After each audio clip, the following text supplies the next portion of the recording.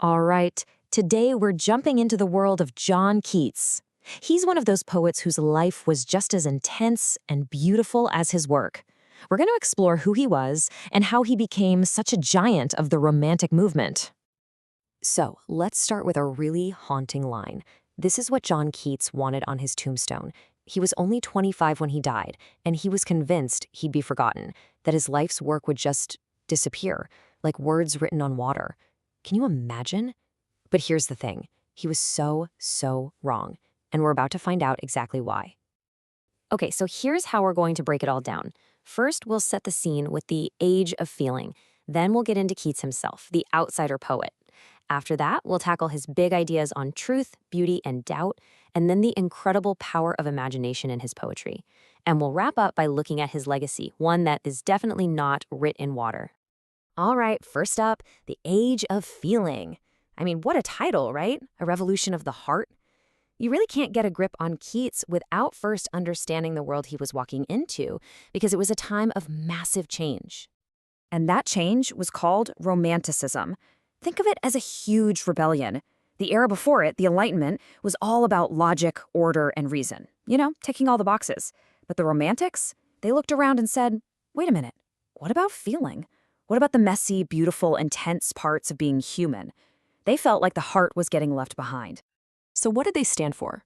Well, it was all about putting emotion over reason. It was about looking at nature and not just seeing a nice landscape, but feeling this awesome, overwhelming, kind of terrifying power, what they called the sublime. They were fascinated by the past, by myths and legends. But most of all, it was about you, the individual, your personal feelings, your unique experiences, and the unbelievable power of your own imagination. This is the world Keats was born into. So where does Keats fit in all this? Well, the thing is, he was kind of on the outside looking in. His life story is just, wow, it's packed with struggle and so much loss. And the tragedy is, he never really knew how brilliant he was. I mean, just look at this timeline. It's breathtakingly short. He wasn't some rich lord playing at being a poet. He was the son of a guy who ran a stable, and his life was just one tragedy after another. But look closer at those dates. 1818, his brother dies of tuberculosis. The very next year, 1819, he has this explosion of creativity and writes almost all of his masterpieces, his great odes. It's incredible. It's like his greatest beauty was born directly from his deepest pain. For Keats, those two things were completely tangled together. So you have to ask, right?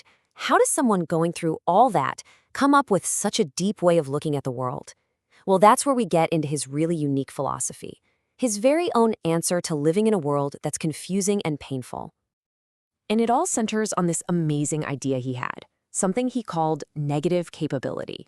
Now, I know, it sounds a little academic, maybe a bit strange, but stick with me, because this idea is a total game changer. Here he is explaining it himself in a letter. He's talking about being able to just exist when things are uncertain or mysterious, to be okay with doubt.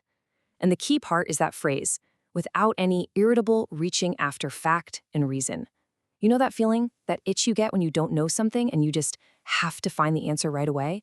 Keats is saying the real magic happens when you can resist that urge. So yeah, in a nutshell, it's the power to embrace mystery, to be comfortable not knowing everything. And wow, does that feel relevant today, right? We live in a world where any answer is just a click away. Keats is basically telling us that real creativity, real insight, comes from stepping back from that and just letting things be messy and complicated for a while. Okay, so if we're supposed to be okay with doubt, what can we actually hold on to? What's real? For Keats, the answer was simple: beauty. And that leads us to probably the most famous two lines he ever wrote. What he's getting at here is that when you experience something truly, deeply beautiful, whether it's a piece of art or a moment in nature, you're touching on a kind of truth that's more profound than any simple fact. In a world full of pain and uncertainty, beauty was his rock. And this focus on truth and beauty naturally leads us to the next big piece of the puzzle for Keats, something that wasn't just an idea, but a genuine lifeline for him, the raw power of imagination. See, for him, imagination wasn't just about making up stories. It was a real place you could go to. And when your reality is filled with sickness, poverty, and losing the people you love, well, having an escape hatch like that isn't just nice, it's essential for survival. It was a way for him to build a better world inside his own mind. And you can feel him doing it right here in Ode to a Nightingale. He hears this bird singing and he desperately wants to just go, to fly away with it. And he says he's not going to get there with wine or anything like that. No, he's going to fly on the viewless wings of poesy, on the power of poetry itself. He's literally using his imagination to lift himself up and out of his suffering. Which brings us to the big finish. The man who was so sure he'd be forgotten. How did he end up becoming one of the most beloved poets ever? Why does he still endure? Well, one of his biggest secrets, his true superpower, was his focus on the senses. I mean, nobody does it better. When you read Keats, you're not just reading words on a page. You are there. You can feel the autumn air. You can taste the cool wine. You can smell the damp earth. He pulls all 5 of your senses into the poem until his world feels just as real as yours. So when you put it all together, why does he still matter so much? Well, for one, he doesn't shy away from the messy stuff. He finds beauty in imperfection and sadness. He's a huge champion for empathy and just being emotionally honest. And of course, there's his big lesson, that it's okay to not know, to embrace that uncertainty. And on top of all that, the way he uses words, it's just as stunning and powerful today as it was 200 years ago. And that really leaves us with one last thing to think about.